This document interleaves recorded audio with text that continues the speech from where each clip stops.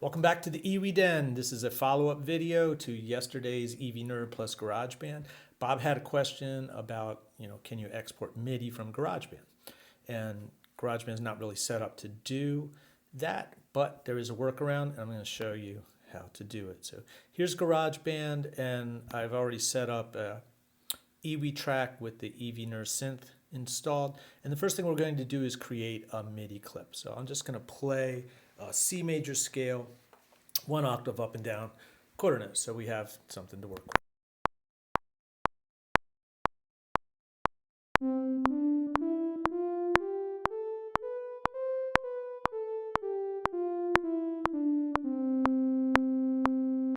Okay, so there we go. And now on your keyboard, if you press the letter E, an editor window will show up. And there it is. And it looks like I did not do such a great job playing it. But if there's two windows here.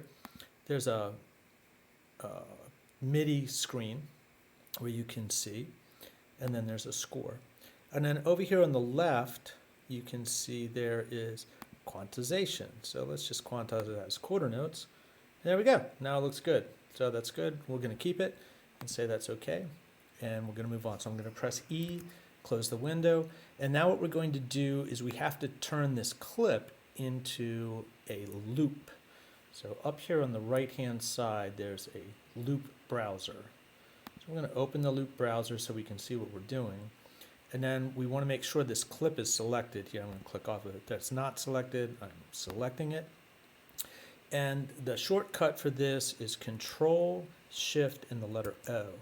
And it'll allow us to create a MIDI loop for our Apple Loops library, right? So I'm just going to label this Pick Me, so when we get in there, we'll know what to pick.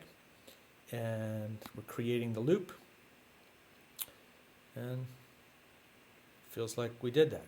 Okay, so now we're done with GarageBand at this point, really. So the next thing we have to do is we have to find that loop. I read one tutorial that said you could drag it out of the loop library, but that did not work. It ended up not being a functional file. So what we're going to do, we're going to go to Finder, because this is a hidden file, and we're going down here to go to folder.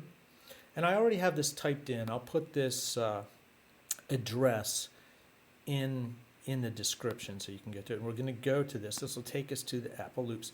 And right there is our Pick Me file. Right, so we're just going to take that and we're going to drop it on the desktop because we have to go get this converted. And there's a guy, his name is Lars Kobbe, and he made a converter for AIF to MIDI. And we're just going to open that up, I hope. Open the link. Here we go. So what we need to do is we need to choose the file. So that should be pretty easy to do. We're going to go to our desktop and we're searching for Pick Me.